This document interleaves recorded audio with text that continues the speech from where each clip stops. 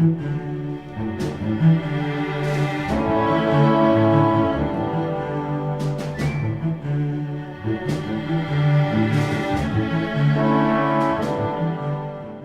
and gentlemen, I'd like to call the 29th annual meeting of the Research Bureau to order. A welcome to all this afternoon. My name is John Spillane. I am a Worcester attorney with the law firm of Spillane & Spillane, and I currently serve as the Vice Chair of the Board of the Research Bureau. On behalf of the Executive Committee and the Board of Directors, it is my distinct pleasure to welcome you to our annual meeting. For nearly 30 years, the Research Bureau has served to protect the public interest in Greater Worcester through its identification of issues important to our region, through its research and analysis of impacts, and through its ability to provide educational opportunities for citizens, the public officials, and the business community. This organization has been steadfast in tackling tough issues, such as controlling public employee pension costs and health insurance costs, adopting an equitable tax system, strengthening the region's transportation system and infrastructure, and strengthening public schools, the foundation of our communities. Our board believes that we have earned the trust of our business and community partners, and we continue to provide public policy guidance and advocacy for responsible government. There has been much change during the last year in this organization as we said farewell, a fond farewell, to our retiring Executive Director, Roberta Schaefer, and as we welcomed our new Executive Director, Timothy J. McGurthy, from whom you will hear a little bit later in this program. Before we get to the purpose of the evening, I would like to let you know that we are going to have a business portion of the meeting, and for that purpose, I now call upon the clerk of our corporation, Dee Moskos of the law firm of Myrick O'Connell, who will begin the business portion of the meeting. Welcome to Attorney Moskos.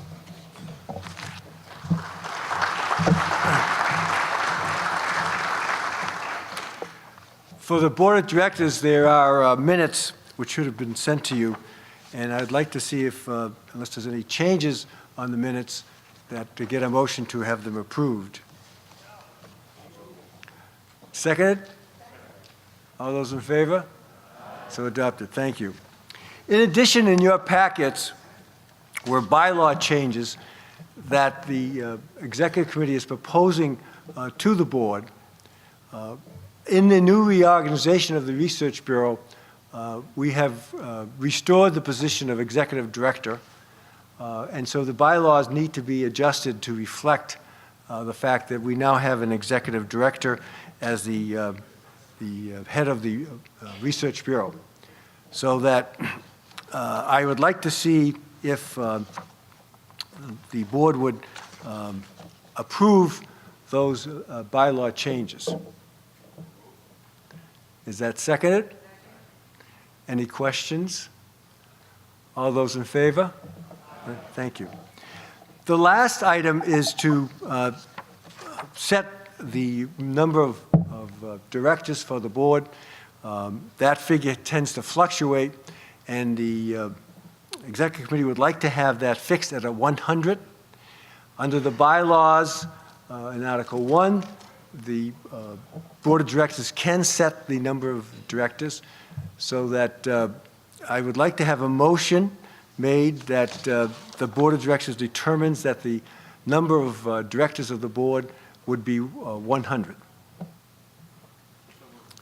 Okay, it's been moved. It's seconded. Seconded. Any discussion? Seeing no discussion, all those in favor? Those opposed, so voted. I wish I could run my business as efficiently as you have run our business today. And we'll turn it over to Tim or John. Thank you.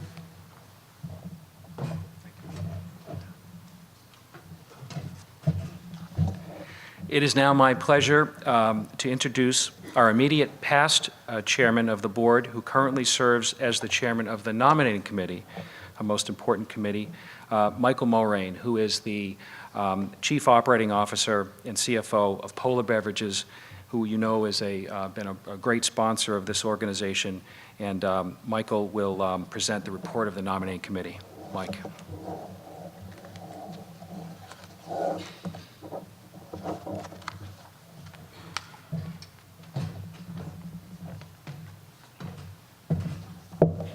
Thank you, John. I think we'd all agree that the success of any organization is really dependent upon its staff, its leadership, its board, and its officers. At the Research Bureau, we've been very fortunate to have a lot of dedicated directors and officers, many of whom are here today. So we thank you for your past service. On behalf of the Nominations Committee, I'm going to go through the list of directors and officers who are being nominated for various terms. I'll take one, or ask for one motion at the end of the reading, just to take the slate all at once. So you see the names on the sideboards here. We'll go through these just rather quickly. From the officer standpoint, we have our chairman, Karen Duffy, serving a one-year term, Vice Chairman John Spillane, Vice President of Finance Brian Thompson, Treasurer George Tetler, and our Clerk Dee Moscas. To serve a three-year term on the Executive Committee, Sandra Dunn, Nick Smith, Gail Weiss, Brian Buckley to serve a one-year term, Pat Hughes to serve a one-year term, Fred Mulligan and Anthony Consigli, and to serve a two-year term, Michael Mulrain. We have a few new directors to announce. To serve a three-year term, Dr. Lori Leshin of WPI, Yvette Almeida, Mike O'Brien of Wynn Enterprises, and David Perez of Bay State Bank. Directors renewing for another three-year term, David Angel, Michael Angelini, Brian Buckley, Stephen Carpanella, Francesco Cesararo, Scott Conti, Ellen Cummings, Ellen Dunlap, Sandra Dunn, Alita Fazone, Thomas Field, Alan Fletcher, David Forsberg, Robert Johnson, Will Kelleher, Richard Kennedy, Richard Leahy, Jim Leary, Jennifer Louisa, Peter McDonald, Philip Morgan, Michael Mulrain, James Paulhouse, Philip Schwammen, John Spillane, George Tetler, Brian Thompson, and Mike Sosis. Before we ask for the vote, just like to also mention a few of the folks that are leaving our board who have served their terms. Jack Hilareso, Timothy Crimmins, Bruce Galtney, Michael Mudd, Fran Paquette, Charles Rubikoff, and Bob Vaudreuil. We thank you again for your service. And I'd also like to make special mention of Bob Nemeth, who passed away this past January. Bob, who I think most know, worked at the T&G for many years, was a longtime board member of the Research Bureau. Bob will surely be missed. So with that, I'd like to ask a member of the board to, for a motion for the slate of directors and officers as nominated. Do we have a second? And all in favor? Great. Thank you very much.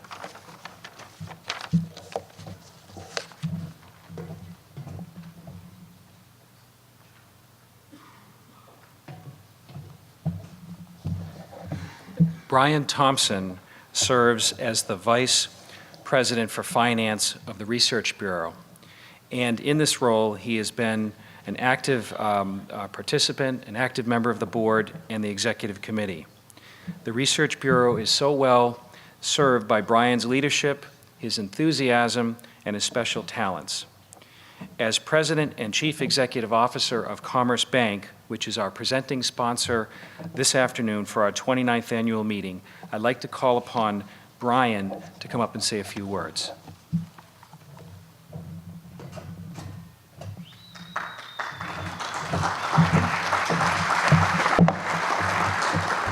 Thank you, John, and good afternoon and welcome. Commerce Bank is delighted to again be the sponsor for this being our 29th annual meeting of the Research Bureau. A special welcome to our panel, our own Mike O'Brien, welcome home, Jay Ash and Bernie Lynch, who have also ably led their cities to great successes. To our elected officials who are here with us, a warm welcome. I don't know if Ed Augustus is here, but our city manager who has done such a remarkable job in this transition period as well. And to other honored guests for their attendance this afternoon. This year, the Research Bureau moved through its own transition of leadership with Roberta Schaefer passing the leadership role to Tim McGurthy.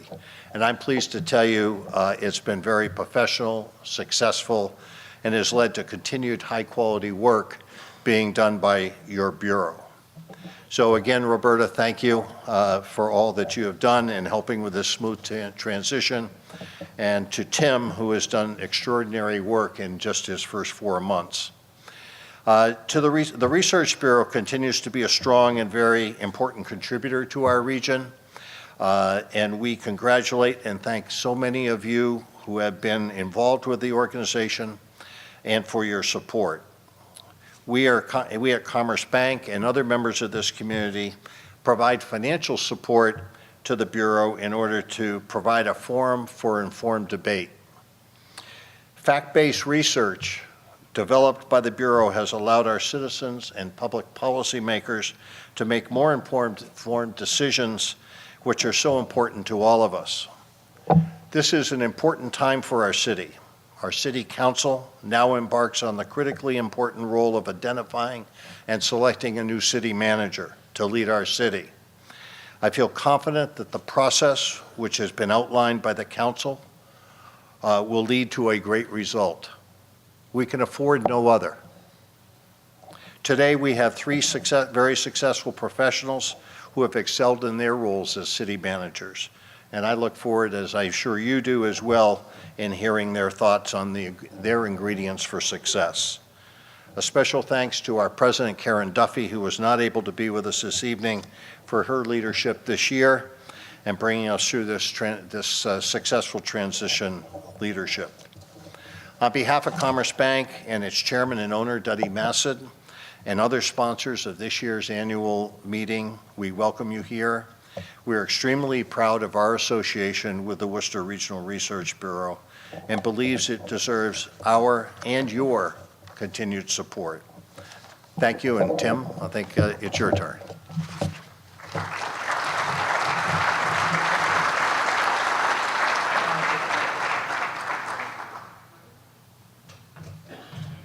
It's not quite Tim's turn yet. Our organization is served by a very impressive board of directors and executive committee. As you can see from page 15 of your annual report of our officers, executive committee, and board members are all leaders in this community, in the Worcester business and nonprofit community.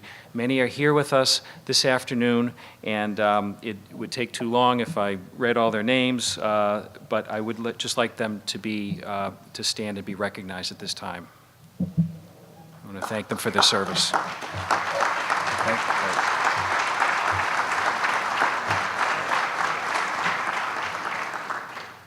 And we have many partners that have supported this organization in such magnificent ways, and I'd like to thank them for the commitment to the Research Bureau through their contribution of their time, talent, and treasure. In particular, Sandy Dunn, who's a member of the executive committee, who she and her staff here at the DCU always do such a fine job of hosting us, and I'd like to thank her. I also want to thank the Telegram and Gazette for serving as our media sponsor. Deborah Penta and her team at Penta Marketing always do a phenomenal job of designing our program materials, and we're so grateful to them. And you will notice that Penta Marketing is a lead sponsor along with Commerce Bank and Harvard Pilgrim Healthcare. I'd also like to acknowledge Rick Powell and Norman Bitzoli and their staff at Greenberg, Rosenblatt, Cullen Bitzoli, who have served as our accountants and continue to make significant contributions to our organization.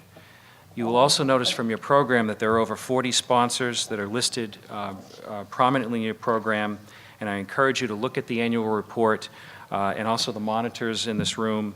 And on behalf of the board, I want to thank those great companies for their support and for their investment in the things that we do at the Research Bureau.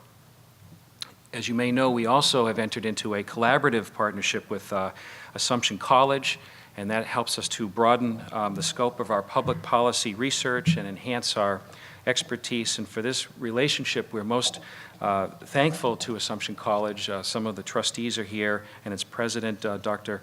Francesco Cesareo, is here in the third row, and we're so grateful for that relationship. And of course, there are representatives of our many foundations, significant foundations, businesses, individuals who've financially supported our organization over the years, and for their generosity, we're most grateful. I do want to recognize some of our elected officials that are here, and there are some that are going to be coming a little bit later, so at the end of the program, I will try to clean up and identify anybody that I've missed. But right now, we have two Worcester City councilors. We have Councilor Anthony Economou and Councilor Michael Gaffney, who are here. From the City of Worcester, we have department heads, John Kelly, our Inspectional Services Commissioner, and Tom Zadelis, the city's Chief Financial Officer. Also, I'd like to recognize, I saw Representative John Mahoney. I didn't have a chance to say hello to him, but he came in. And we also have Ken Bergeron, who's here from Jim O'Day's office. So welcome to everybody. And now, it is my pleasure, I think, Mr. McGurthy, to introduce you to this group for the first time. As you know, over the past year, there has been a lot of change in this organization, and we have a new leader. His name is Timothy J. McGurthy. He was appointed executive director in February of this year. His background includes policy development for local, state, and federal initiatives. And immediately prior to his arriving at the Research Bureau, he served as the Chief Development Officer for the City of Worcester and the Chief Executive Officer of the Worcester Redevelopment Authority. In this role, he oversaw 9 city divisions related to business development, culture, housing, neighborhoods, planning, workforce development, and he worked closely with public and private partners to facilitate transformative redevelopment projects in our city.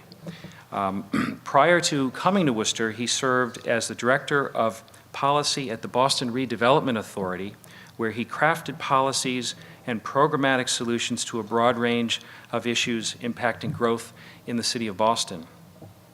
Tim has also worked for the Lincoln Institute of Land Policy and for the Commonwealth of Virginia Governor's Office.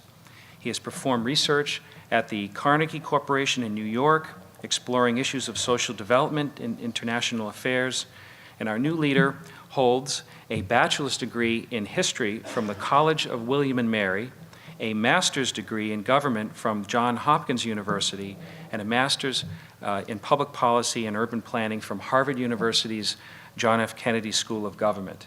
As you know, this is his first meeting as the leader of our organization, the first of many annual meetings, and it really is my pleasure on behalf of the board to welcome Tim McGurthy, our new leader, to come up and say a few words.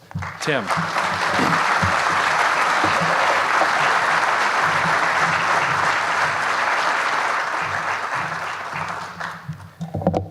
With the depth of that bio, you can probably break into all of the accounts I have that are password protected, because he pretty much covered every relevant item in my life. Good afternoon, one and all. It is an honor to stand before you today as the Executive Director of the Worcester Regional Research Bureau. According to Thomas Jefferson, information is the currency of democracy. That belief underlies the work and mission of the Research Bureau. For 29 years, the Bureau has built civic wealth by putting information in the hands of public officials and citizens alike. We have identified issues, we have explored alternatives, and we have proposed new ways of thinking. We have generated discussion and sometimes passionate debate about the means for moving Worcester forward.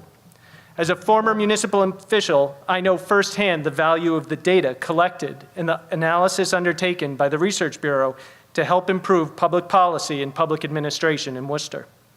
Governance, and therefore government, is not easy. No organization is as constrained by regulation as government itself. The microscope of public review and opinion is fierce. Municipal government, which educates our children, polices our streets, builds and manages our cities, and responds to our emergencies, struggles against overwhelming demands and limited resources. Over the years, I have relied on Research Bureau reports to track social and economic change and build programs that capitalized on Worcester's strengths. I have looked to the best practices highlighted by the Research Bureau for ideas and solutions to difficult challenges. I promise you and my former colleagues in city government that the Research Bureau will continue to proudly serve this role as we move forward under new leadership. As we build on our past accomplishments, we will also partner on new ways of doing business.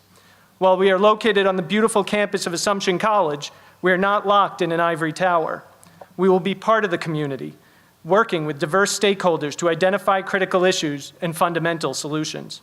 In addition to government, we will connect with business, colleges, other nonprofits, and residents to increase our collective wealth of information and therefore our democratic currency. A theme we will embrace is the idea of engagement. I do not just mean the Research Bureau's engagement in the community, but more importantly, the community's own engagement in its success. When elected officials run unopposed, we have a problem.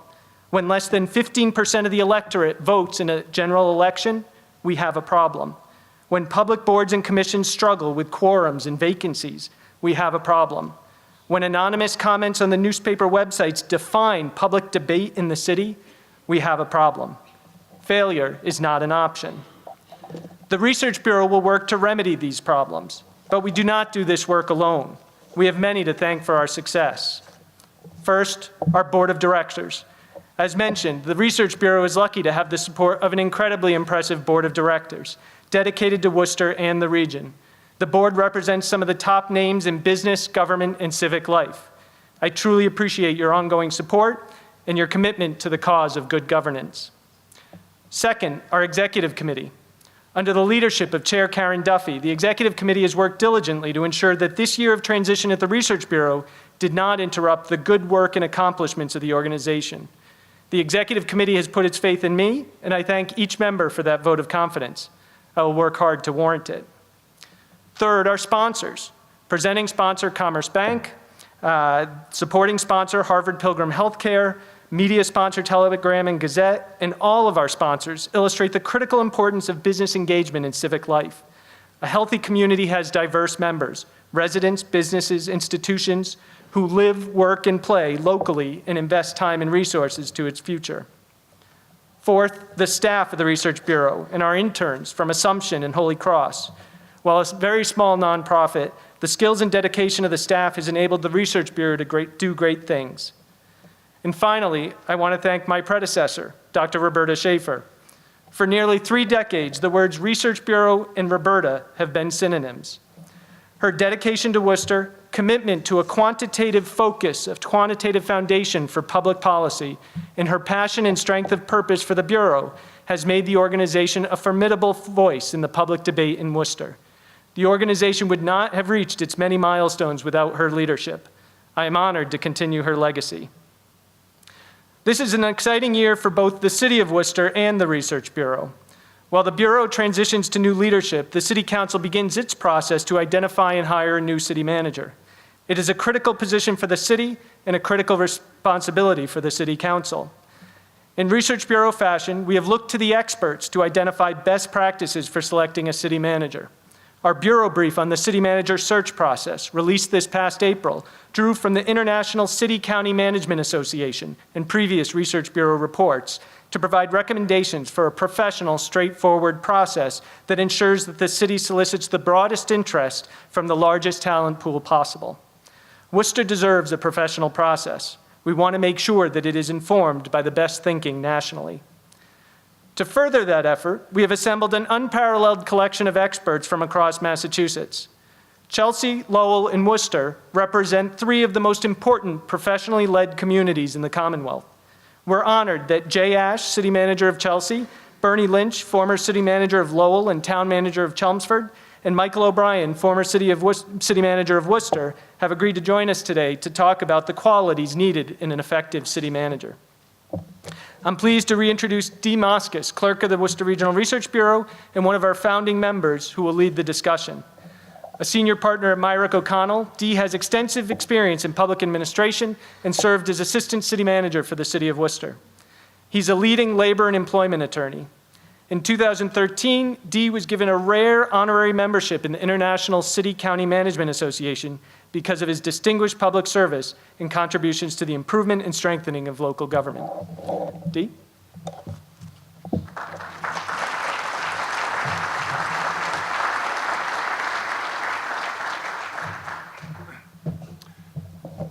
Thanks, Tim. Because of the time, I'm going to ask the panelists to join us up here.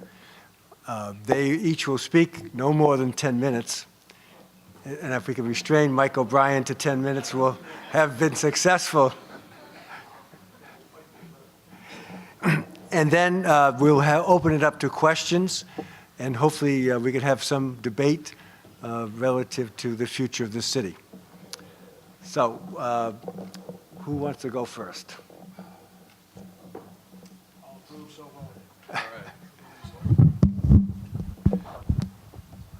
Well, thank you. Thank you to the Research Bureau for inviting all of us here today, but particularly myself. It's always a great opportunity to get out and advocate on behalf of the council manager form of government. I happened to spend about 3 hours over in Southbridge last night to a much smaller group. They're actually looking at turning back the clock to going back to sort of colonial days of open town meeting and abolishing the manager position and heading in that direction. So it's great to see the Research Bureau really stepping up and advocating on behalf of professional management and what that represents to a community like Worcester. As was indicated, I spent about 7.5 years, a little bit more than 7.5 years as city manager of Lowell, 20 years as the town manager of Chelmsford before that. 7.5 years doesn't sound like much, perhaps, when you consider the 20 years in Chelmsford, but I can assure you it felt like 20 or perhaps more. It actually, as 7.5 years, I'm the third longest city manager in the city's history. You have to go back to the 1950s to find someone that has spent so much time. So it was a great experience for me, and again, I have a tremendous amount of respect and appreciation for what professional management is all about. Tim had asked me to talk about the challenges of professional management. Before I did that, I thought I'd talk a little bit about really what the strengths are that I see in the manager form of government. Certainly there's what we always look for, the fact that a community is hiring someone with education, with experience, that they come into it really as a knowledgeable technical person that knows the issues that are facing a community and can handle those. We also obviously, I think most communities have looked to the professional manager form of government to be one that's highly ethical. Certainly in many communities it was, again using Lowell as an example, back in the 1940s when it was put into place. It came really on the heels of the mayor going to jail. And there was a need for the city to step up and do something different, and they chose the manager form of government. We look too to the value of the manager form of being non-political, that it's really in there, politically neutral position that is always looking for the long-term best interests of the city. And I know that was something at least I tried to use in guiding me in my decisions in all of my positions, both in Lowell and in Chelmsford, that you were looking not just at the short term, what's going to help me in the next election cycle necessarily, but what's going to help the city grow in the future. And that's very significant. And then I think what's sometimes lost is what the other valuable part of the council manager form of government is that you're joining the legislative and the executive branch together. And you don't have the situation where they should be, or they would be, at loggerheads. Now, I do know that the experience that the councils and the managers have situations where they don't necessarily get along, don't necessarily agree, and at that point in time, it may be, the opportunity to say we need a different manager, or maybe the voters say we need a different council. But the goal really is that they work together. They have the same common objectives, that the council plays a key role in that big picture of setting forth. I had the experience of talking to another community that does not use the council manager form of government, and that was something that they brought to me. It was one of the councilors that came to Lowell to look at some things that were going on there. And they were very impressed with the fact that we were moving forward with a very large redevelopment project, somewhere in the vicinity of $750 million to $1 billion worth of investment over the course of a 10-year period. And the question was, well, how did you get everyone on the table? Well, everyone was at the same point because we talked about it and we agreed that that was really the priority. In that other community, they were on a waterfront. The council wanted to head towards making investments in the waterfront area. The mayor was interested in putting the resources and the attention in a different area. So as a result of that, it was basically a stalemate where nothing happened. So I think that that really represents an opportunity for a community, and one where the legislature and the executive are working together. Now, the issue that they asked me to talk about, the challenges. Well, clearly, one of the challenges I think that the manager has is that characteristic that I talked about being non-political. There is no political base of support necessarily for the manager. And that sometimes puts the manager in a somewhat weakened position. Again, using another example, I'm familiar with where a community did have a manager form and changed it, actually went to a mayor form, because they felt that they couldn't, the manager couldn't really deal with the politics. And I think that that was an unfortunate situation. The community that I'm thinking of has had its own problems since then. But clearly there's a need for the manager to be able to maintain that non-political stance and at the same time use certain political skills to get things done. In terms of being able to act as a collaborator and bringing together the different factions of the council and making them or helping them find common ground and address that. Nothing could be more evidence of that really than in fiscal issues. Another question that was put to me in preparing for today was, how do you manage a budget in these tight fiscal times as a manager? And again, I think the important thing is to look for putting the right policies in place and having the council support those that look at the long-term consequences of the community. So, building reserves, addressing post-employment benefits, doing all of those things that need to be done. I knew I'd go through that 10 minutes very quickly. I have a couple other things just in terms of civic engagement. I think that's important that the manager play a role in that, and that's a challenge, again, with the non-political aspect. But again, I think that the vision of a manager may change, but I think that that's the direction that the community needs to head. Thank you, Bernie. It's a pleasure to be here at this forum. I want to thank the Research Bureau and the Executive Director for hosting this. When I first came into the role as City Manager for the City of Worcester, I served in that role for approximately 10 years, 20 years in public service to the city. The Research Bureau was one of the first organizations that asked me to speak at a forum. And now, 10 years forward, 5 months since I've left the job, the Research Bureau is the only group that's asked me to speak publicly. Mike who? So Tim has asked me to speak on opportunities from a city manager perspective when it comes to economic development and public policy. For me, timing was everything. When I was fortunate enough to come into the role of city manager here in the city of Worcester, it was unique in the sense that there was really starting to be an alignment among the community between all levels of government, between business, academia, institutions, and the city itself. The reality that we had a window of opportunity, or windows of opportunity, that had to once and for all be capitalized upon. There was a defined sense that we had spent far too much time in our history self-deprecating, woe is me, and why couldn't we be Boston?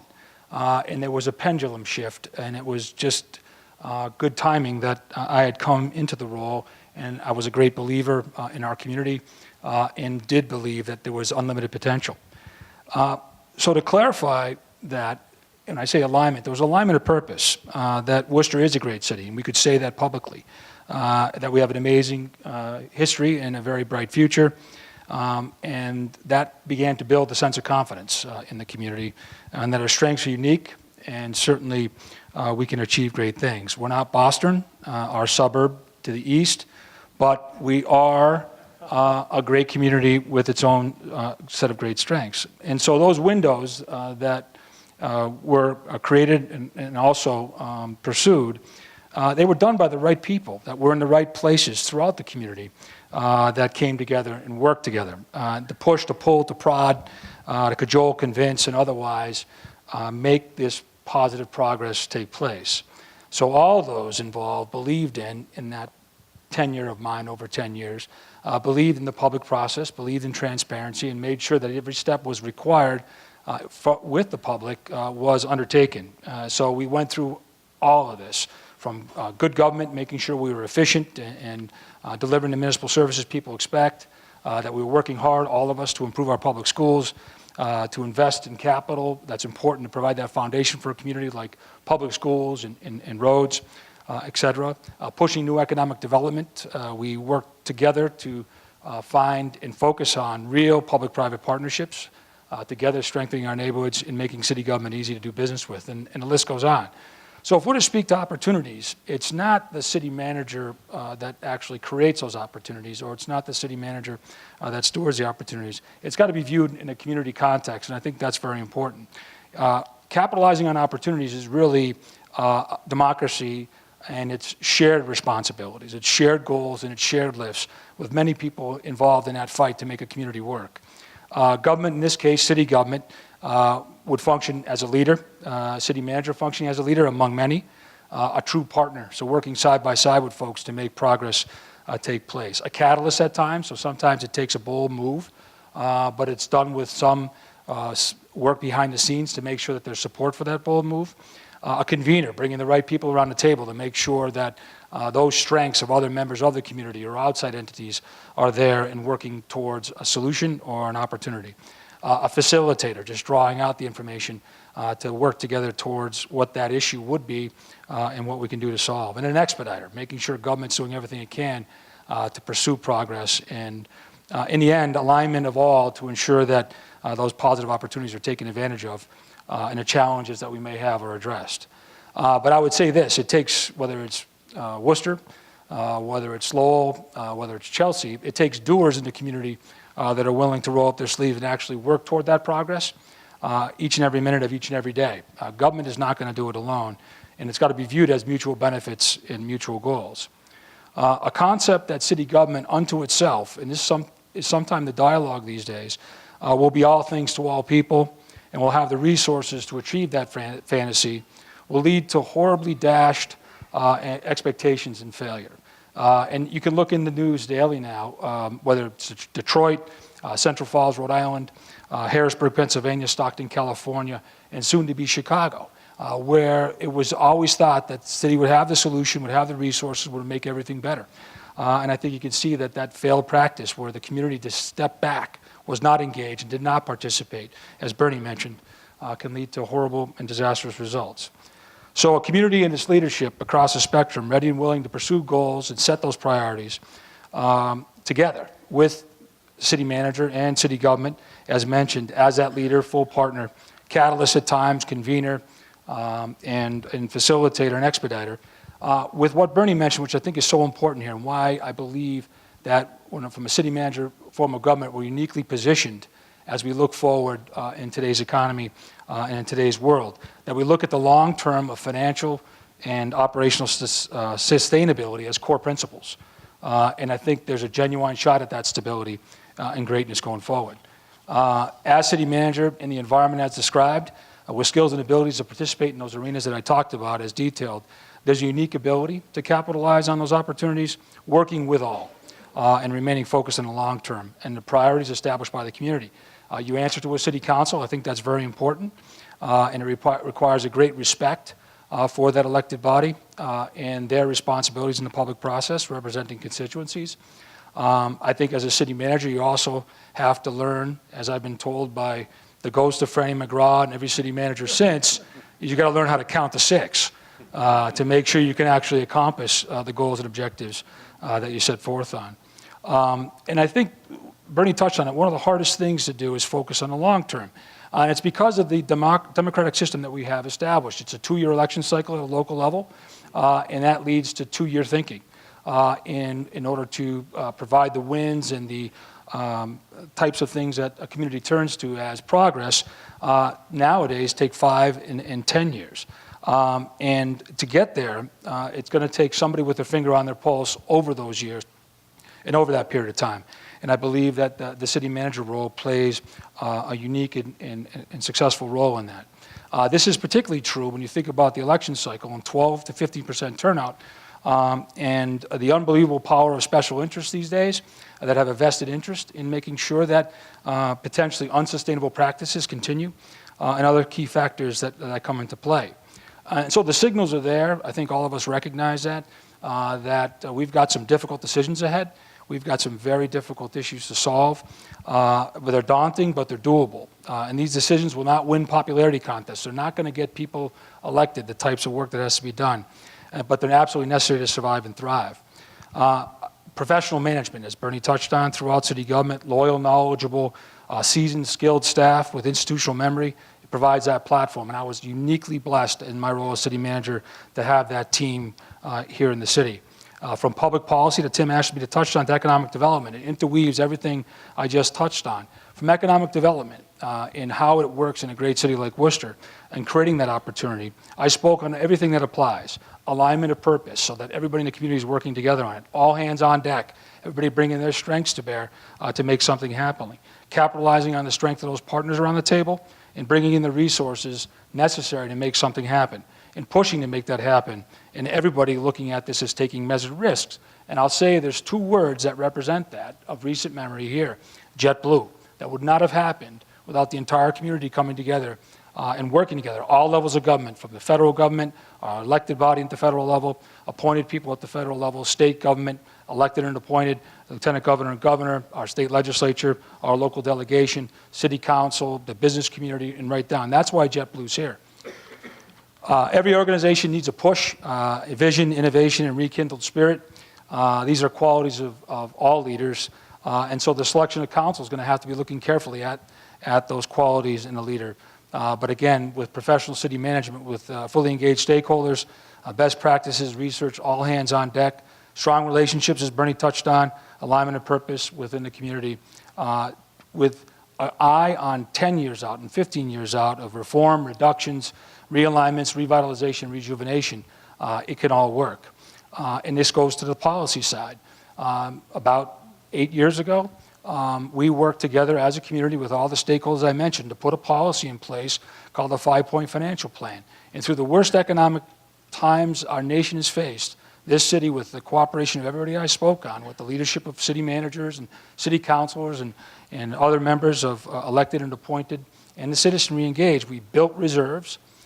We addressed our long-term liabilities and began to start the discussions around those long-term liabilities and putting money towards them, and zoomed in and zeroed in on the key priorities of what municipal government should be involved in, and we made that happen.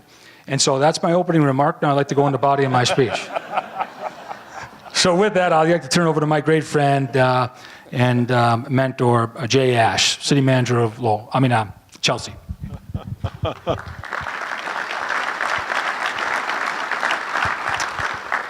I want to thank the Research Bureau for having me here, and I want to congratulate all of you in the audience for participating in the Research Bureau. As a public policy professional myself, I know how important it is to have unbiased data, to have unbiased facts and unbiased recommendations put forth in any debate. And the support that you give the Research Bureau and the Research Bureau in turn gives the Worcester City government is one of the reasons that so many of us have so much respect for Worcester. So congratulations for all of you for being involved. It's great to be back here in Worcester. As much as I love my native Chelsea, I spent 4 very happy years of my life down Main Street at Clark University. I see the Clark University gang here. Jim Collins remembers me running around on the basketball court many moons ago, and John O'Brien saw me once or twice herself. Jim Gomes and Nancy Budwick here, thank you for being here, and any other Clarkies in the audience.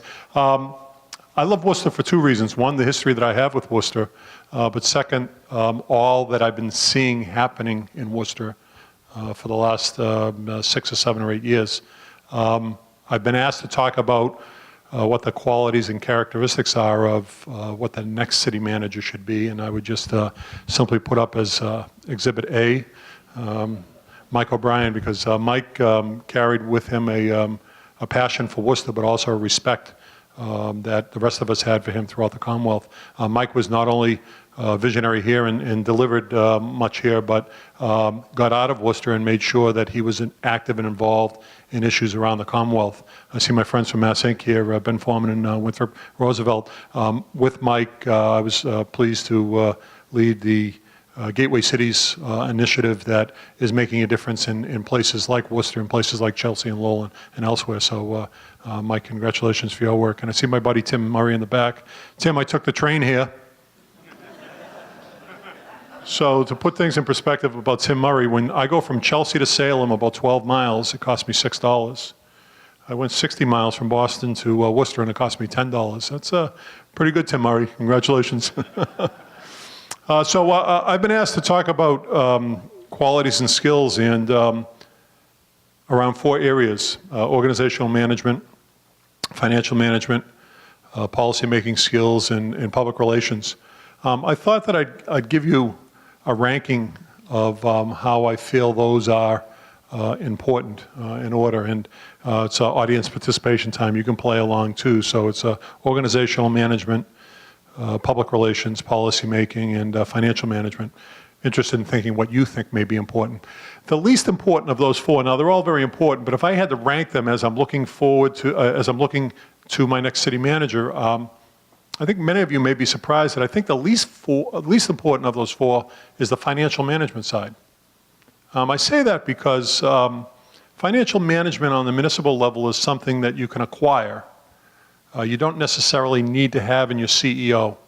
There are many communities that have done quite well around the Commonwealth and around the country with managers who are not financial managers. In fact, arguably, one is talking to you right now, and the city manager at Chelsea. I don't consider myself to be a financial management expert. Under my tenure, we've had 5 bond rating increases, but that has as much to do with economic development and creativity in government as it does about financial management. So, you know, there is this connection that some put between the CEO of a municipality and the CEO of a business being similar in how important the financial management aspects are. But all of you in the business community know the varied options that you have on the financial side: leverage buyouts, credit swap defaults, the various tools that you can use, mergers and acquisitions to really build a bottom line.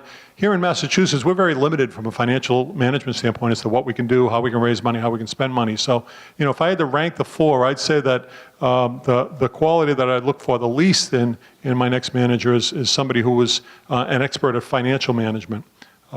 Instead, I would hope that that manager could ask all the right questions, be able to process information well, and I think that's what I've been able to do in Chelsea. So that leaves us with 3.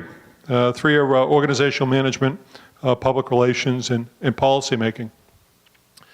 My next least important of those 3 would be public relations.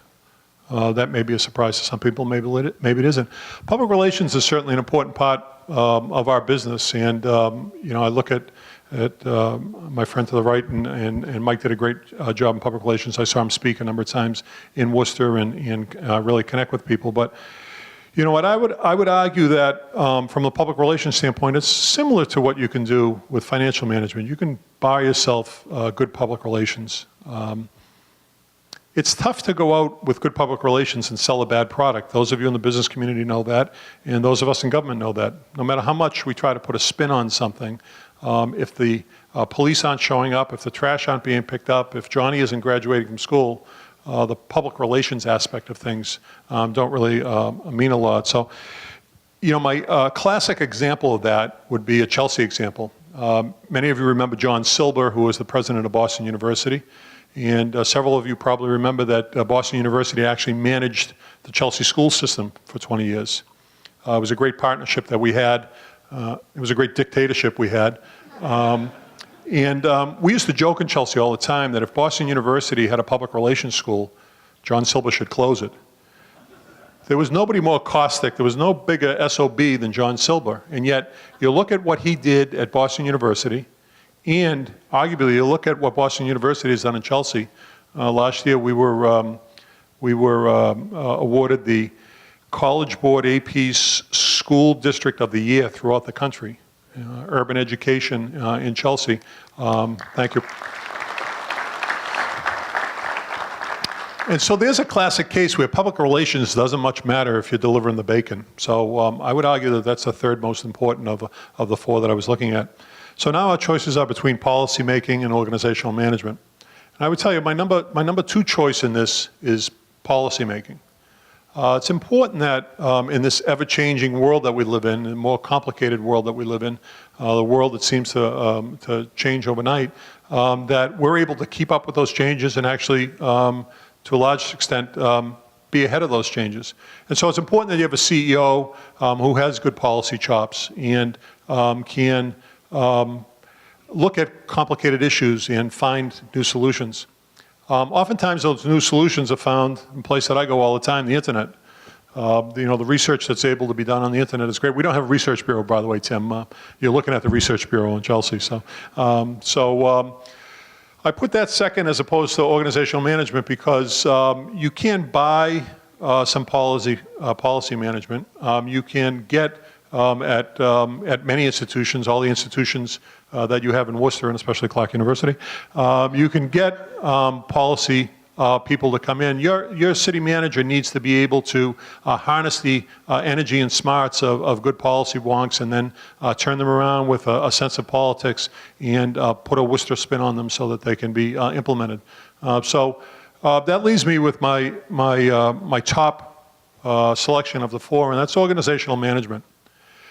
Even in tiny Chelsea, I need to have a team that works with me, let alone a big place like Worcester or bigger places like Tim did at the Commonwealth of Massachusetts. The team is the important part, and so being an organizational manager, being able to get a team together and then lead that team in a direction that moves all the oars together at the same time so the boat is moving up or down Lake Quinsigamond. I could never figure out which way that was, up or down, but is critical. So, I would argue that a most effective city manager is one who gets it organizationally, who can surround himself with good people, who can be open to the recommendations, the suggestions of not only his good people on staff, but critical stakeholders in the community like a research bureau, and nurture in that system a relationship where the best of everything is possible. Mike, I think you did a great job of it, and Bernie,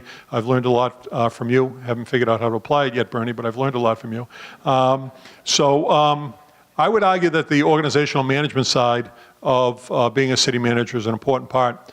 You have something special here in Worcester. You all know it, and it's emerging. Mike has brought you to the next milepost, and you have an opportunity to grow it further. Our work together, Mike's still involved with Gateway Cities, is going to mean that more resources, more investment, more success is going to come Worcester's way. Tim Murray was with me at the State House a couple of weeks ago, lobbying on behalf of Worcester and on behalf of Gateway Cities. And as a result, the Patrick administration has filed a bill. Speaker DeLeo has filed a bill, and I spent time today in the Senate talking about a bill. And we're going to see something really soon about Gateway Cities and economic development. There is something special happening here. I congratulate all of you for getting to this point.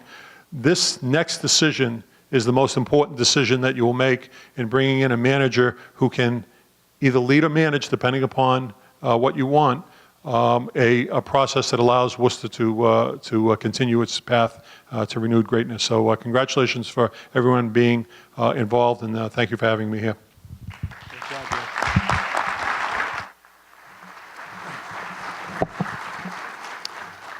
We're going to open up for to the audience for questions and discussion, but I would like to just make a couple points for historical purposes. The first city that had a type of city manager government was in 1908 in Sumter, Virginia. The city manager government is an American form only. It was generated here. In 1914, there were 8 city managers. They formed the City Managers Association, which will celebrate in Charlotte this year its 100th anniversary. And today, there are thousands of cities that have city manager form of government. So that's a historical perspective, and the 3 people you see up here are great examples of great managers that have pushed the city manager government forward, and we should be appreciative of the fact that there are people like them who are willing to serve. So with that historical footnote, I would like to now open up the discussion to all of you. And Tim just pointed out to me that there's a microphone here. If you could come up to the microphone and to ask your questions and make your comments. So who's going to be the first person to come up? Somebody must want to speak. Thank you.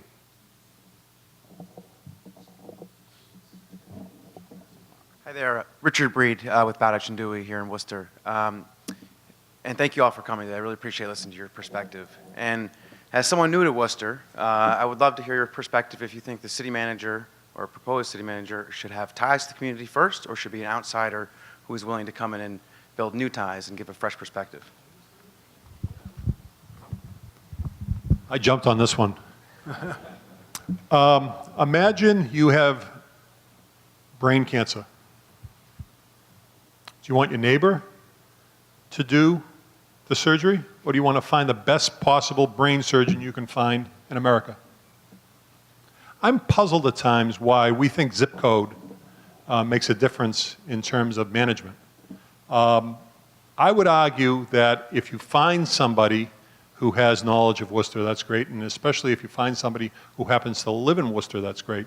But the idea that only somebody who is a native of a community can manage a community just rubs me the wrong way. And I just think about all the other places that we go for services and help and how we're always searching for the best and brightest. So I would encourage you to resist that temptation. And I would tell you that there are many outstanding professionals in the industry who will be quick learners and will be really excited about the opportunity to come to a great city and help a great city to grow. Okay. Next Jay, question. Jay, can you tell us how you really feel? Any of the other panelists want to make a comment, or you? Bernie? I would just echo everything Jay just said. I mean, very well done.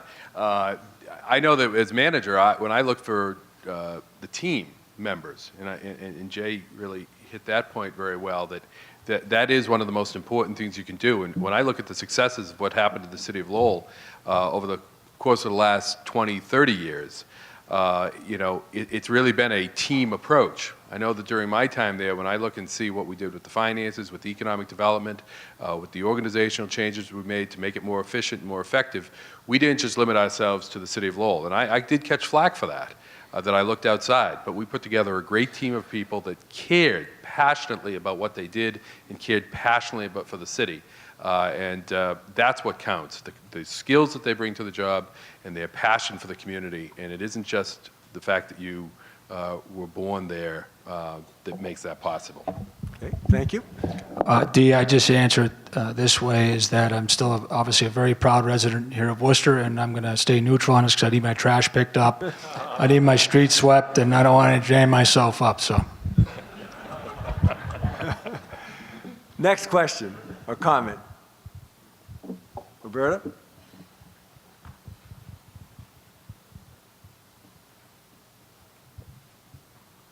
Roberta Schaefer. I find myself in a new and rather interesting role here. This is more a comment, and I'd like to get your reaction to it.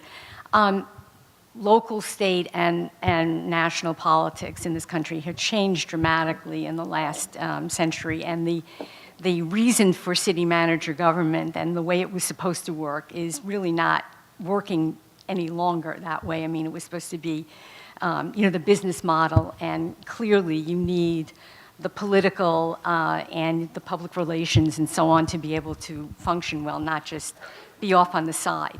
But given how the cities that have folded, that have gone bankrupt, I think are all mayor cities. They had elected mayors. Detroit, certainly, a series of very corrupt mayors. I'm sorry. Right. Okay, and you changed to city manager form of government. My point is this: given given who is living and voting in cities today, in big cities, and medium-sized ones like Worcester, can the city manager serve as a counterbalance to the tendencies of the elected officials in cities today? Of the 2-year cycle that Mike pointed out, of just thinking in terms of those 2 years, not of the long-term liabilities that we face.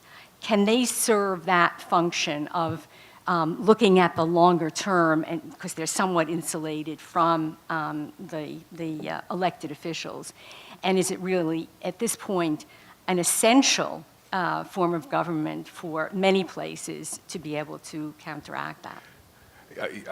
I think that was a point I think I was trying to make, really, is it is that long-term perspective. I think we all echoed that it is the long-term perspective that the manager brings in that is the best term to use, is the counterbalance to that short 2-year election cycle.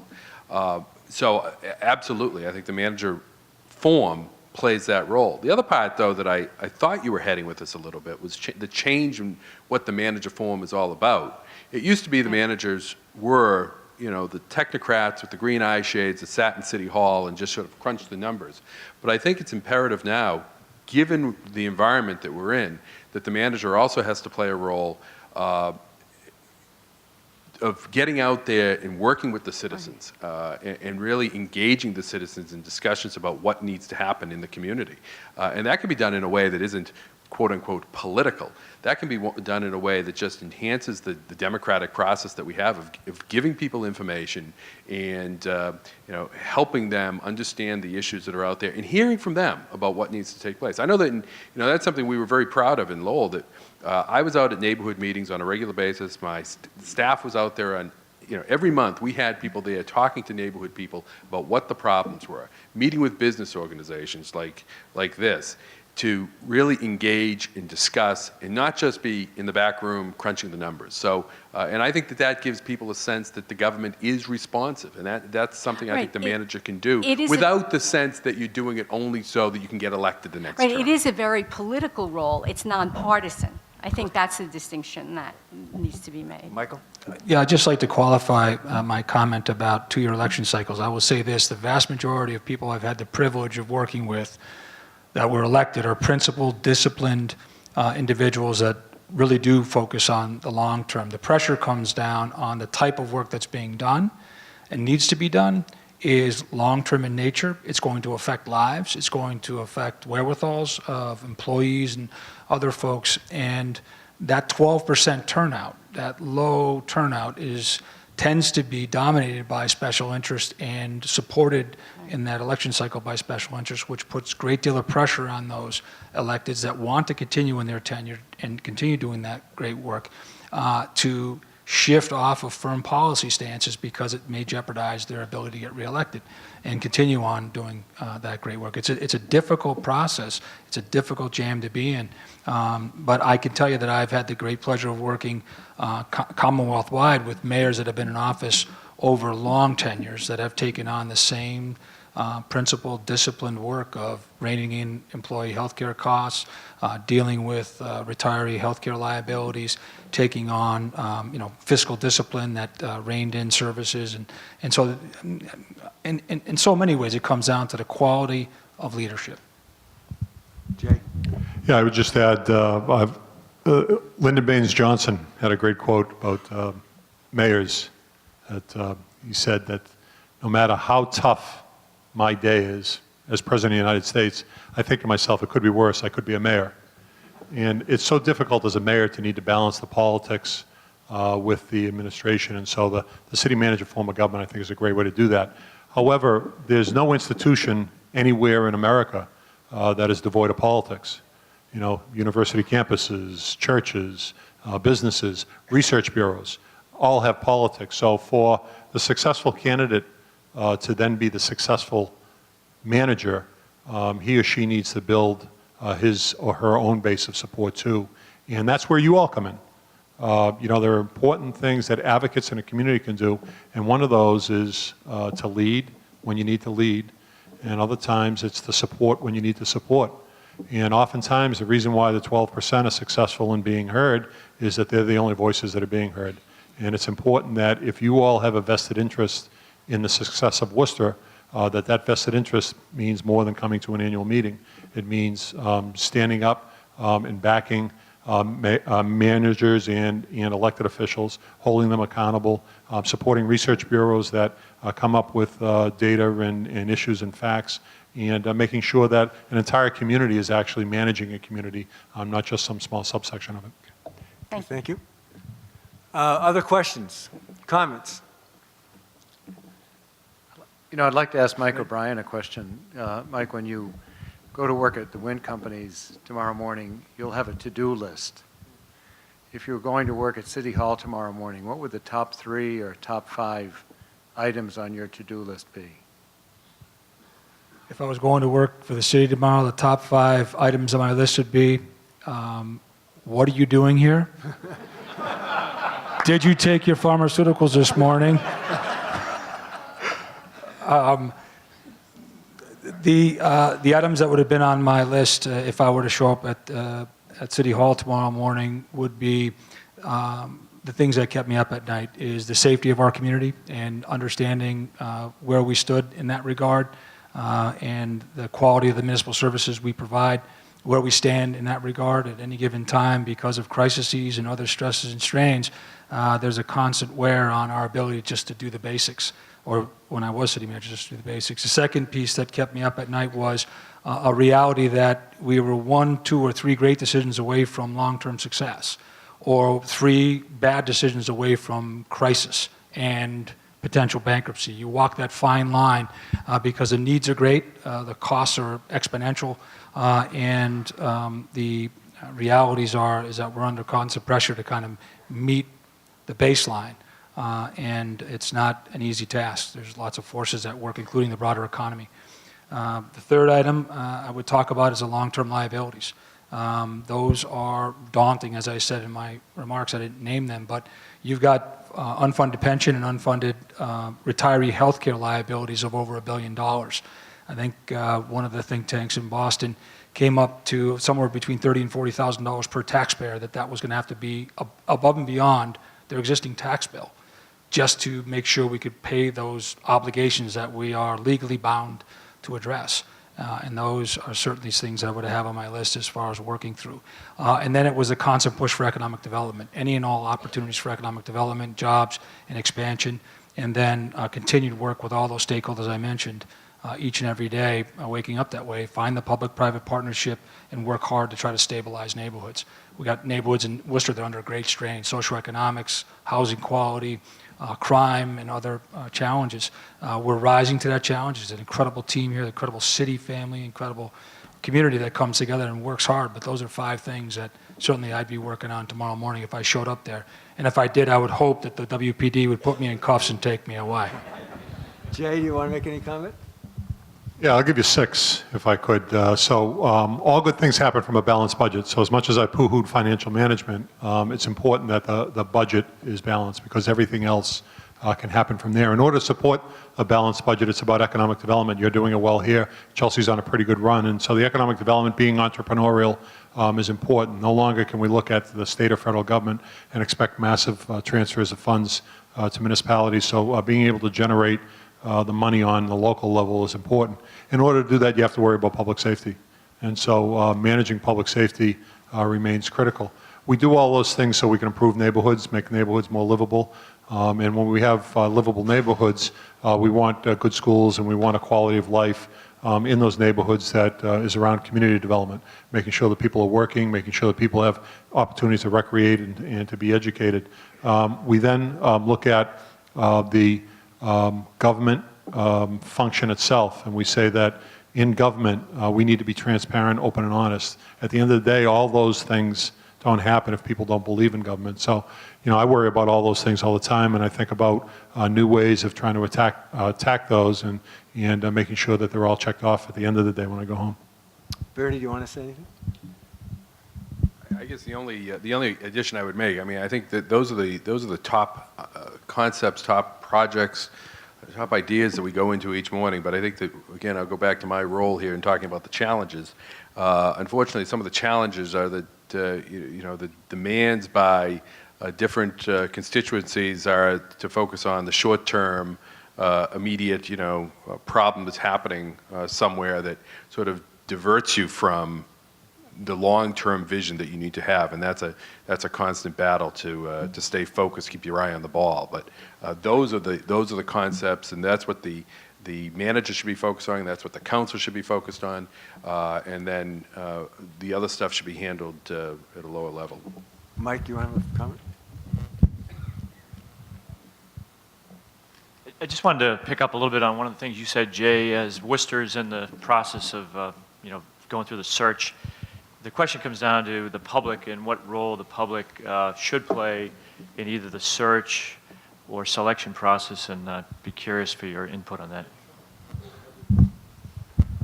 I'll tell it by way of a anecdote. The last police chief I went to hire, I decided that I needed to have a public process as well. There were 3 candidates for police chief. I knew who the police chief was going to be. I picked 33 people, some internal to Chelsea, some external.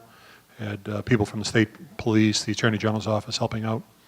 Went through a rigorous process, and Mike, lo and behold, I didn't select the person that I knew I was going to be selecting going in. The public process is critical to make sure that everybody has ownership in a process and ownership in a decision, to be able to see how a manager reacts to the publics, the people who have great ideas, and frankly, the crazies, and how that relationship works, to get the level of question that only the public can bring is an important part. And so if you want a relationship between a manager and a community, it starts with when you're hiring the community. So I'm a big advocate, a big believer that the public only adds to the process. And we all talk these days about transparency, and every step of the process should be transparent, and that includes giving the public an opportunity to see and ask and judge for themselves who the best person should be. Michael, you want to make any comment? Bernie? Okay. I will allow one more question, and then we'll bring this to close and have John come up and end it.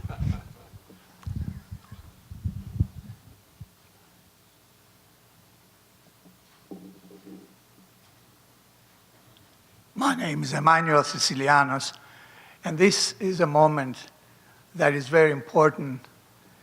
We had a great manager, one of the best, and we will find another manager. But as Mr. Lynch and everybody mentioned, is the participation of the people. This group of people makes Worcester the greatest place. I'm an immigrant from Greece, and I have studied urban planning, one of the best teachers in the world, and I have studied architecture and restoration. So I have been in many, many, many nationality countries and many cities in America, and done many, many jobs here. And I will tell you, you should be the proudest, the most cocky people, for your city, and my city now is the best. It's a beacon to America, but you have something that has to be remedied. We participate, we care, and we participate in organizations, but there is a great amount of people, as I found in 2009 when I ran for mayor, just to tell them this, what I'm telling you now. Come and participate. Do not feel that you are a visitor. That's our problem. And the problem of the next manager would be to make it known that every citizen matters. And I appreciate that you let me talk today. Thank you. Well said, Emmanuel. I'll give you each 30 seconds to conclude. I just want to conclude by thanking Worcester for sharing Dave Forsberg with me.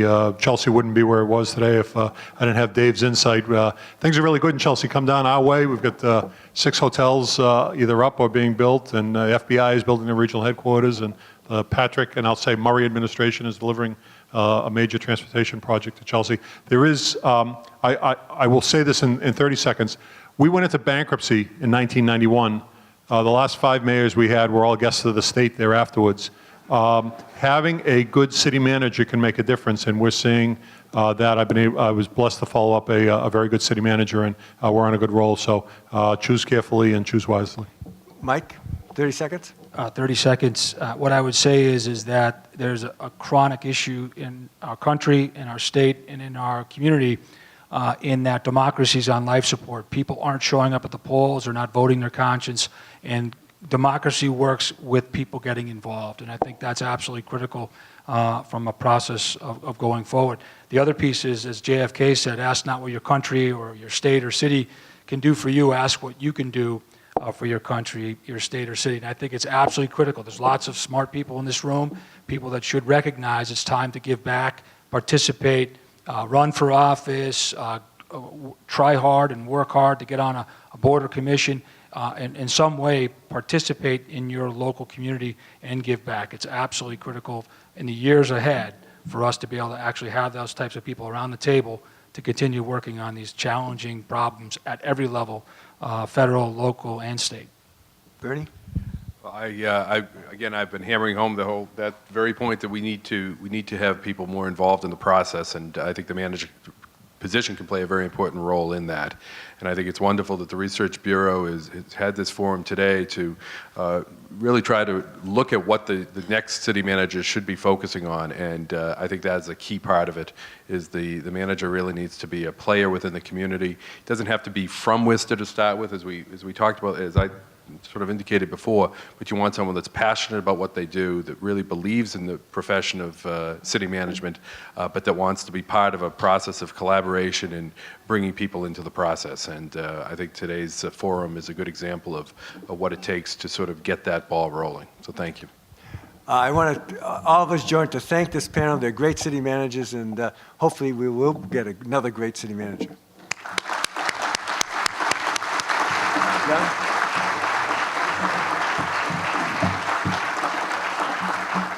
And the food is awaiting for us, but before we depart, I'd just like to recognize Councilor Kate Toomey is with us, State Representative Dan Donahue, and also Kathy Johnson, our Assistant City Manager. And I would like to, on behalf of the board, to thank Bernie, Jay, and Michael for their insights. Obviously, it's a very important time in our city's history. And most importantly, we want to thank you for coming here today and participating in our annual meeting. We have a very nice cocktail party lined up with some hors d'oeuvres, and we invite you to continue the discussion. Thank you and have a nice evening.